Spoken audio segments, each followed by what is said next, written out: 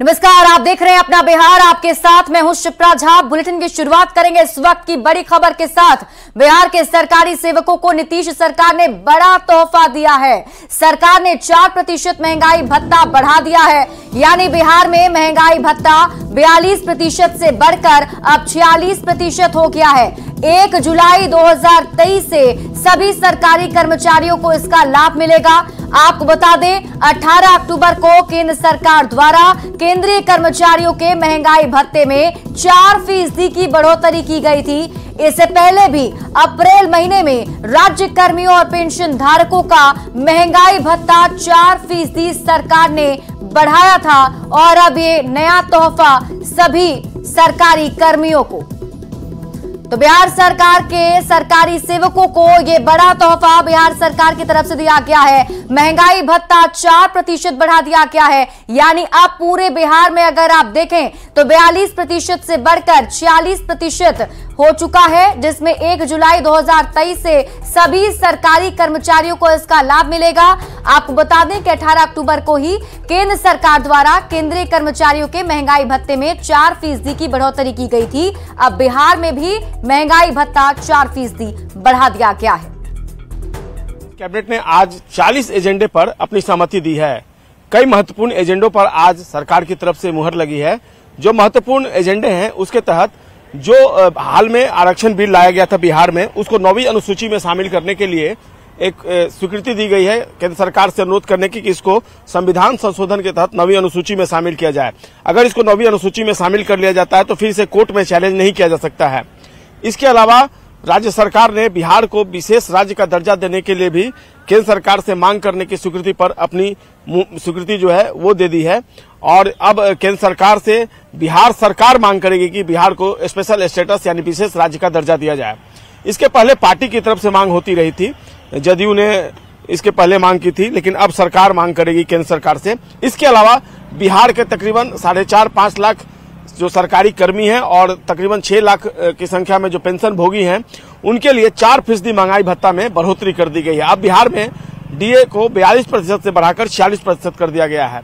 साथ ही एक और महत्वपूर्ण एजेंडा जो है वो परिवहन विभाग से जुड़ा हुआ है। अब सरकार मुख्यमंत्री प्रखंड परिवहन परियोजना के तहत 3600 बसों की खरीद करेगी और जो लाभुक होंगे, 7 तरह के लाभुक होंगे इसमें प्रखंड वाइज, और उनको 5 लाख रुपए का अनुदान बस खरीदने के लिए दिया जाएगा। तो निश्चित तौर पर कई महत्वपूर्ण एजेंडे पर आज नीतीश सरकार ने सहमति जताई है। कैमरा पर्सन सुबोध के साथ संजय कुमार, न्यूज़ 18 पटना।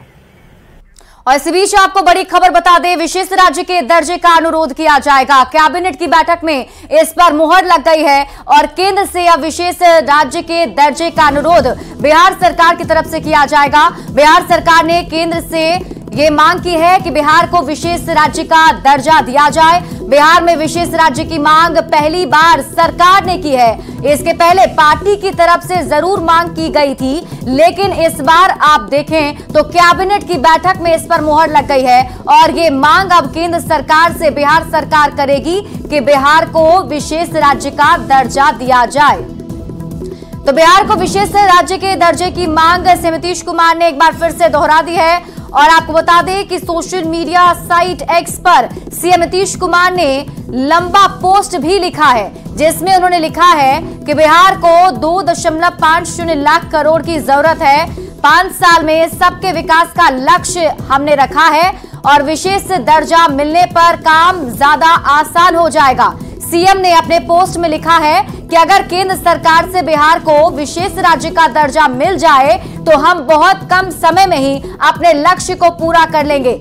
हम लोग बिहार को विशेष राज्य का दर्जा देने की मांग वर्ष 2010 से ही करते आ रहे हैं। इसके लिए 24 नवंबर 2012 को पटना के गांधी मैदान में और 17 मार्च 2013 को दिल्ली के रामलीला मैदान में बिहार को विशेष राज्य के दर्जे के अधिकार रैली भी की गई थी। हमारी मांग पर तत्कालीन केंद्र सरकार ने इसके लिए रघुराम राजन कमेटी भी बनाई थी, जिसकी रिपोर्ट सितंबर 2013 में प्रकाशित हुई थी। तो कैबिनेट की बैठक में बिहार को विशेष राज्य के दर्जे के मामले में केंद्र सरकार को प्रस्ताव भेजने की घोषणा के बाद जेडीयू का कहना है कि आने वाले समय में इसका पूरी रूपरेखा तय की जाएगी।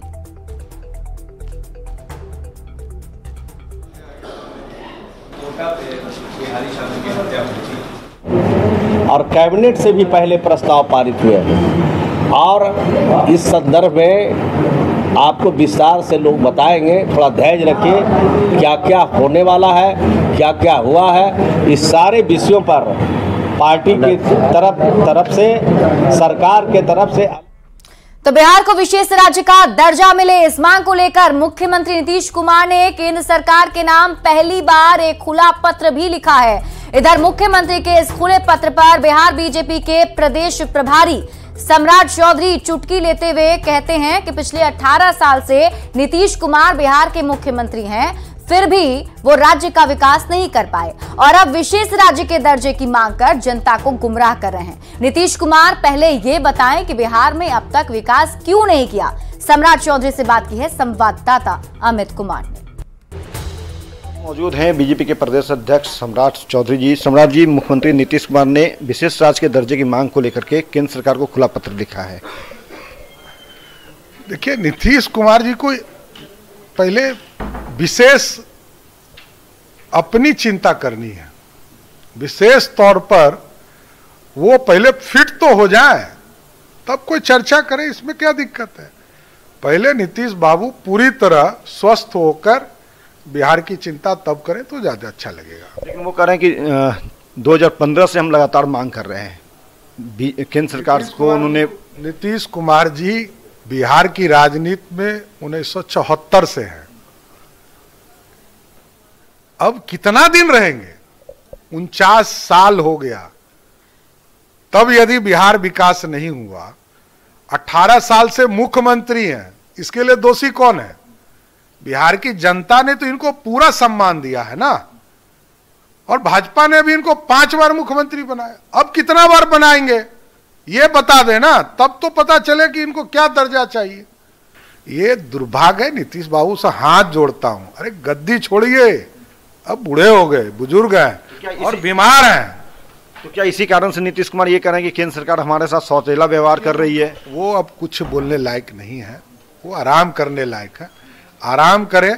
वो जितना बात बोलेंगे जनता समझ चुकी है कि नीतीश बाबू आपका रोल कुछ नहीं है।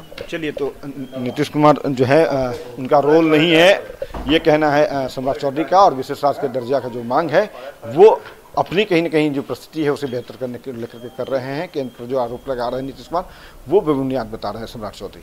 अमित कुमार, न्यूज़ 18 पटना। बढ़ते आगे, साइबर ठगी के शिकार हुए पूर्व मंत्री और जिन्हें फोटो भेजकर 50 लाख की डिमांड की गई है। वृषण पटेल को तस्वीर वायरल करने की धमकी दी गई है। वृषण पटेल ने ईओयू से इसकी शिकायत कर दी। आपको बता दें, 17 नवंबर को ही पूर्व मंत्री ने इस पर एफआईआर दर्ज कराई है। आर्थिक अपराध इकाई इस पूरे मामले की जांच कर रही है। एडिटेड अश्लील फोटो भेजकर उन्हें ब्लैकमेल किया जा रहा है। यही नहीं, राजनीतिक करियर को बर्बाद करने की धमकी भी उन्हें दी जा रही है। और हम आपको पूरी तरीके से बताते हैं कि आखिर ये पूरा मामला क्या है। तो देखिए, वृषण पटेल को सबसे पहले अश्लील फोटो भेजी गई। उन्हें ये फोटो भेजकर धमकी दी गई कि उनकी राजनीतिक करियर को बर्बाद कर दिया जाएगा। फोटो भेजकर 50 लाख रुपए की मांग भी उनसे की गई है।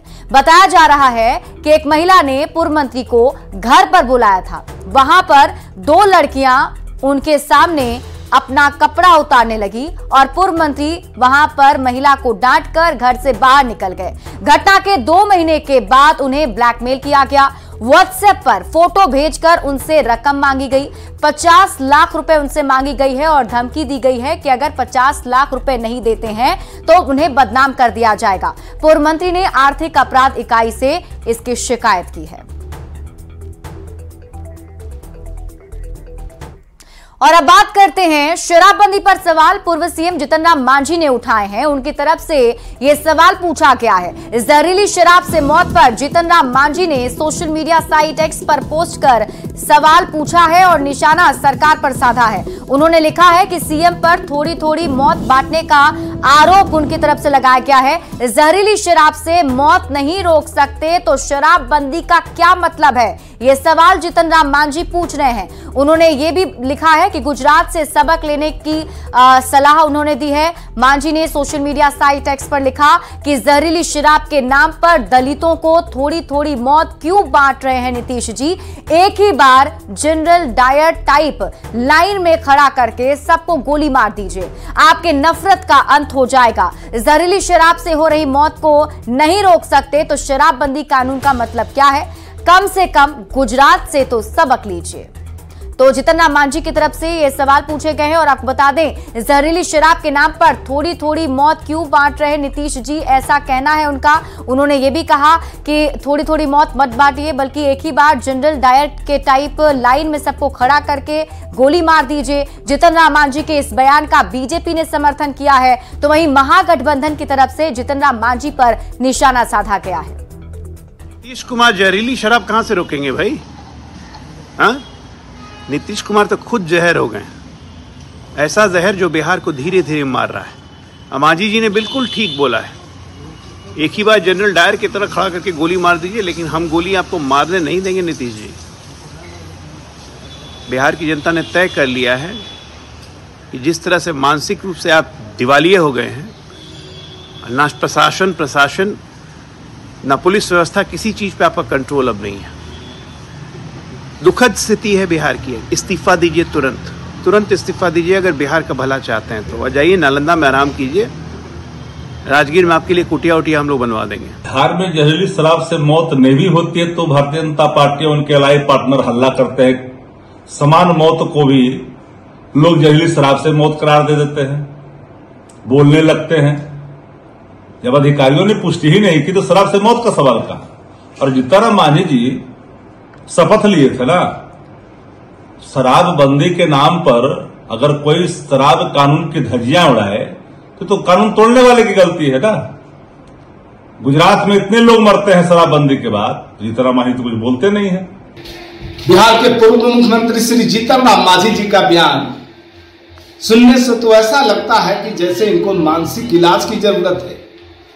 इनका बयान बेतुका है और भारतीय जनता पार्टी के इशारों पर रची गई स्क्रिप्ट के आधार पर इनका बयान है। तो छठ के आखिरी दिन लखीसराय में 6 लोगों पर हुई अंधाधुंध फायरिंग मामले में सियासत चरम पर है। बीजेपी और जेडीयू के नेता एक दूसरे पर जमकर आरोप लगा रहे हैं। नेता प्रतिपक्ष विजय कुमार सिन्हा ने जेडीयू पर अपराधियों को संरक्षण देने का आरोप लगाया था। नेता प्रतिपक्ष के बयान पर जेडीयू ने पलटवार किया है और हत्याकांड के आरोपी उमेश साव और आशीष चौधरी को बीजेपी का सक्रिय कार्यकर्ता बताया। जेडीयू ने दावा किया है कि इस हत्याकांड के आरोपी आशीष चौधरी को जल्द से जल्द गिरफ्तार किया जाएगा और कड़ी सजा दी जाएगी। पूरे बीजेपी का नेताओं के साथ वैसे अपराधी का फोटो है, फिर कैसे जेडीयू के लोगों पर आरोप लगा रहे हैं, ये हम बड़ा हास्यास्पद और बड़ा दुखद बात है। मैं इसका घोर निंदा करता हूं। ये हत्या नहीं है, ये नरसंहार है और नरसंहार जो करता है वो किसी दल और किसी जाति विशेष का नहीं होता। वो नरसंहारी है, वो पिशाच है, उसको समाज में जिंदा रहने का कोई हक नहीं है। मैं इनकाउंटर की मांग करता हूं कि ऐसे आदमी को समाज में जिंदा रहने का कोई अधिकार नहीं है। जेडीयू है कि बीजेपी है, साक्षात देख लीजिए। कैसे कंधे पर हाथ दे करके हमारे माननीय प्रतिपक्ष नेता महोदय माला पहना करके आशीर्वाद दे रहे हैं। घटना हुई 2007 में, हत्या उसमें अभियुक्त दोनों रहा, जेल गया, जेल से छूटा भी है। उसके बाद अति पिछड़ा बीजेपी का अति पिछड़ा मोर्चा कहा जाता है बीजेपी में, उसका नगर अध्यक्ष रहा। ये प्रूफ है, आइए देखिए इसका प्रूफ है, दोनों चीज देख लीजिए। नेता प्रतिपक्ष विजय सिन्हा ने लखीसराय की घटना को लेकर राज्य सरकार पर निशाना साधा है और कहा है कि सरकार को जनता से कोई मतलब नहीं है। के लोग कितने संवेदनहीन हैं।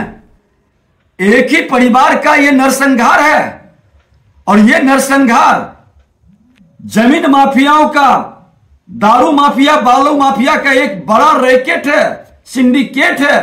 उसके देखरेख में जिसका नाम लोग बता रहे हैं कि ये नगर परिषद के सभापति अरविंद पासवान का नाम आ रहा है, उसको बचाने के लिए ये लोग केस को प्रेम प्रसंग में डाइवर्ट कर रहे हैं। लोग परिवार कर रहा है। मधेपुरा डीएम की गाड़ी से मधुबनी के फुलपरास में कुचलकर 3 लोगों की मौत के 32 घंटे बाद भी डीएम विजय प्रकाश मीणा का अब तक जवाब नहीं आया है। वहीं अब तक ड्राइवर की भी गिरफ्तारी नहीं हो पाई है। हादसे में घायल की हालत गंभीर बनी हुई है। कल जहां दुर्घटना हुई थी वहां आज न्यूज 18 की टीम पहुंची। हमारी टीम ने गांव वालों और प्रत्यक्षदर्शियों से बात की है। गांव वालों का कहना है कि दुर्घटना के बाद भागने के दौरान गाड़ी ने 2 और लोगों को कुचल दिया है। संवाददाता अमित झा की इस रिपोर्ट को देखिए। मौजूद है इस घटना स्थल पर जहां पर मधेपुरा के डीएम की गाड़ी से 3 लोगों की मौत हुई। ये वही जगह है, आप देख सकते हैं कि यहीं पर राजस्थान के रहने वाले 2 मजदूर यहां पर पेंट का सड़क के किनारे पेंट करने का काम कर रहे थे और मधेपुरा के डीएम की गाड़ी सीधे पटना से इसी दिशा से होकर आ रही थी और ठीक मेरे सामने आपको मैं दिखा सकता हूं, तो ठीक मेरे सामने वो जो स्कॉर्पियो के आगे में एक जगह खाली है वहां पर माँ और बेटी दोनों खड़ी थी और मधेपुरा के डीएम की तेज रफ्तार गाड़ी ने उनको भी अपनी चपेट में लिया। इस घटना में जहां 3 लोगों की मौत हो गई है वहीं एक व्यक्ति जीवन और मौत के बीच अब भी झूल रहा है। स्थानीय लोगों की मांग कई है लेकिन प्रशासन का अमला अब तक लोगों को राहत पहुंचाने में सामने नहीं आया है। कहीं ना कहीं मामले की लीपापोती की जा रही है। चूंकि 2 जिलों के डीएम की बात है, इसकी वजह से ये इस मामले में इस गरीब को न्याय नहीं मिल पा रहा है। यहाँ पर देखिए हमारे साथ कुछ स्थानीय लोग भी मौजूद हैं। आप बताइए जो कितनी रफ्तार में गाड़ी रही होगी? गाड़ी वैसे तो यहाँ हम लोग मौजूद नहीं थे, लेकिन गाड़ी जहाँ तक होगा बहुत ज़्यादा स्पीड में होगा, जिस कारण सबसे पहले तो यहाँ पेंट करने वाले मजदूर को चोट लगा और वो इसमें से एक आदमी स्पॉट पर ही मर गया। लेकिन उसको प्रशासन द्वारा बताया गया कि नहीं एक आदमी तो ठीक है उसको जैसे तैसे ले गया लेकिन मर गया था वहीं पे। उसके बाद उसको भगाने के चक्कर में, उसको मार के भागने के चक्कर में दोनों माँ बेटी को फिर से ठोकाया और उसको बुझिए तो गाड़ी से उड़ा दिया उसको। देखिए ये बड़ा सवाल है कि कहीं यदि इस व्यक्ति को यहाँ पर जो मजदूर काम कर रहे थे उसकी दुर्घटना होने के बाद वो भागने के क्रम में, लोगों का जो कहना है भागने के क्रम में ड्राइवर ने बहुत ज़्यादा स्पीड रखा होगा जिसकी वजह से वो माँ और बेटी दोनों चपेट में आ गई। आप बताइए, आप यहीं के रहने वाले हैं? क्या नाम है आपका? लक्ष्मण शर्मा। क्या हुआ था कल यहाँ पर? कल जो हुआ था तो उस टाइम हम नहीं आए थे, तो बाद में आए तो बोला यहाँ पे एक्सीडेंट हो गया, तो गाड़ी जो है वो उसमें ठुक गया था और यहाँ पे लाश रखा हुआ था। ये काम करने वाले थे, सब रोड पे सब बिखरा हुआ था। निशानी उधर है ये सर। तो यहाँ के स्थानीय लोगों की एक मांग ये भी है कि सरकार इस रोड को पार करने के लिए एक सीधी सर्विस रोड बनाए ताकि लोगों की जान माल की रक्षा हो सके। चूँकि इस जो फुलपरास के जो पुवारी टोल है उसके कई लोग इसी तरह से सड़क दुर्घटना के शिकार हो चुके हैं और सरकार ने अब तक इस मामले पर संज्ञान नहीं लिया है। अब देखना होगा कि इस मामले में सरकार क्या संज्ञान लेती है और पीड़ित परिवार को कब तक न्याय मिल पाता है। अमित झा, फुलपरास, मधुबनी। तो मधेपुरा डीएम गाड़ी हादसा पर बिहार सरकार के मंत्री अशोक चौधरी ने कहा है कि डीएम को संवेदनशीलता दिखानी चाहिए थी, मानवीय मूल्यों का निर्वहन करना चाहिए। वहीं आरजेडी के मुख्य प्रवक्ता शक्ति यादव का भी बयान सामने आया है। घटना होने के बाद में शासन को संवेदनशीलता के साथ उन परिजनों से मिलनी चाहिए और जो मुआवजे की राशि है उन तक पहुंचाई जानी चाहिए। मैं मानता हूं कि गाड़ी अनियंत्रित होने के बाद ये दुर्घटना घटी है। डीएम पीछे बैठे थे, डीएम तो गाड़ी चला नहीं रहे थे। तो मेरा मानना है कि चालक के हाथों जिस रूप से गाड़ी अनियंत्रित हुई उसी का ये प्रतिफल है। तो मधेपुरा के डीएम तो बड़ा संवेदनशील व्यक्ति है, लेकिन परिस्थिति जो रही होगी उसमें उन्होंने किया हुआ, लेकिन उनको वहां पर रुक करके और संवेदनशीलता दिखानी चाहिए। ये मानवीय संवेदना को प्रलक्षित करने का काम हर एक जिम्मेवार नागरिक का काम, कि वैसी परिस्थितियों में संवेदनशीलता दिखाएं और मानवीय जो मूल्य हैं उसका आप निर्वहन करें। तो